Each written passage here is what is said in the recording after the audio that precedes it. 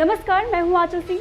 महाराष्ट्र की महाविकास आघाड़ी सरकार कितनी भी कोशिश कर ले नवाब मलिक और अनिल देशमुख को बचाने की, लेकिन हर बार कोर्ट से ऐसा तगड़ा झटका लगता है कि उद्धव पवार राउत सबके सपने बिखर जाते हैं। नवाब मलिक जेल में हैं और उद्धव ठाकरे के कैबिनेट मंत्री भी हैं। अब ऐसे में लगातार उद्धव ठाकरे सरकार यही चाह रही है कि जल्द से जल्द उन्हें बाहर निकाल लें, लेकिन हर कोशिश नाकाम हो जाती है और नवाब मलिक फिर से एक नए जाल में फंस जाते हैं जो पिछले महीनों में उन्होंने बिछाए हैं। दरअसल बात यह है कि नवाब मलिक को बचाने के लिए भाजपा नेता मोहित कंबोज पर दबाव बनाने के लिए कई केसेस उद्धव ठाकरे सरकार ने लगाए थे, लेकिन कोर्ट से तगड़ा झटका लगा है। जी हां, मुंबई सत्र अदालत ने मुंबई पुलिस की आर्थिक अपराध शाखा द्वारा दर्ज किए गए धोखाधड़ी के एक कथित मामले में भाजपा नेता मोहित कंबोज की गिरफ्तारी पर रोक लगा दी है और वहीं दूसरी तरफ नवाब मलिक और अनिल देशमुख बुरी तरीके से फंस चुके हैं। नवाब मलिक ने खुद ये कबूल किया है कि दाऊद का गुरगाह एनसीपी कार्यकर्ता था और एनसीपी के लिए काम करता था। इसके साथ ही दाऊद के बहन के साथ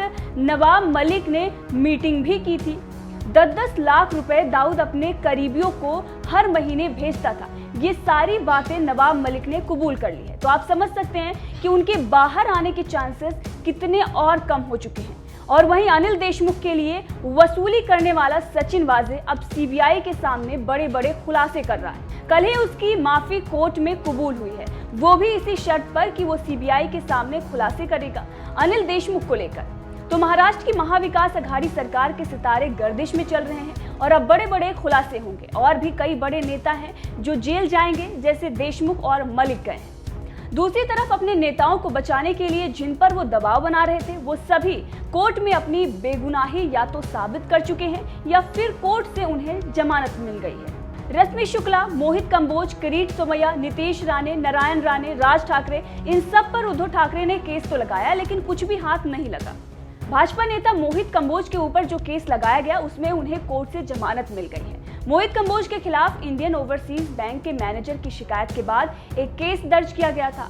उन पर 52 करोड़ के लोन की हेराफेरी का आरोप था। मैनेजर ने आरोप लगाया था कि एक कंपनी के 3 निदेशक, जिसमें मोहित कंबोज भी शामिल हैं, इन लोगों ने बैंक से 52 करोड़ रुपए का लोन लिया था, लेकिन इन रुपयों का उपयोग किसी और काम के लिए किया गया है। ये जो केस मोहित कंबोज पर लगाया गया था, आसान शब्दों में अगर बात करें तो 52 करोड़ का लोन मोहित कंबोज ने लिया और उन पैसों का इस्तेमाल जिस काम के लिए करना था, जिस काम को दिखाकर लोन लिया गया था, उसमें उसका इस्तेमाल नहीं हुआ है। अब मामले में मोहित कंबोज ने खुद जानकारी दी है। सुनिए इस पर मोहित कंबोज ने क्या कुछ बताया था। नमस्कार, मेरे ऊपर ऐसा सूत्रों से मालूम पड़ा कि मुंबई पुलिस ने एक एफआईआर दर्ज की है और कोई पुरानी कंपनी जो 2017 में बंद हो गई, उसके बैंक इश्यूज निकालकर एक फैब्रिकेटेड एफआईआर मुझ पे बनाई गई है। तो मुझे ऐसा लगता है कि ये महाविकास आघाड़ी सरकार अगर सोचती है कि इस तरह की कार्रवाई कर मेरी आवाज़ दबा देगी या मुझे किस तरह से भी चुप करा सकती है, धमका सकती है, तो या मियां नवाब का बदला हो या संजय राउत का हो या एक आईपीएक्स के एक्सपोजर का हो, तो अगर इस तरह के फैब्रिकेशन से समझते होंगे कि हम डरने वाले, तो मैं घबराने वाला नहीं हूँ। ये लड़ाई मेरी चालू रहेगी और लीगली कोर्ट में मैं जाकर इसका दूध का दूध, पानी का पानी सबके सामने होगा। तो आपने सुना मोहित कंबोज को, जो कि भाजपा के नेता हैं। उन्होंने पहले ही इस बारे में बताया था कि वो कोर्ट में जवाब देंगे और अब कोर्ट से उन्हें जमानत मिल गई है।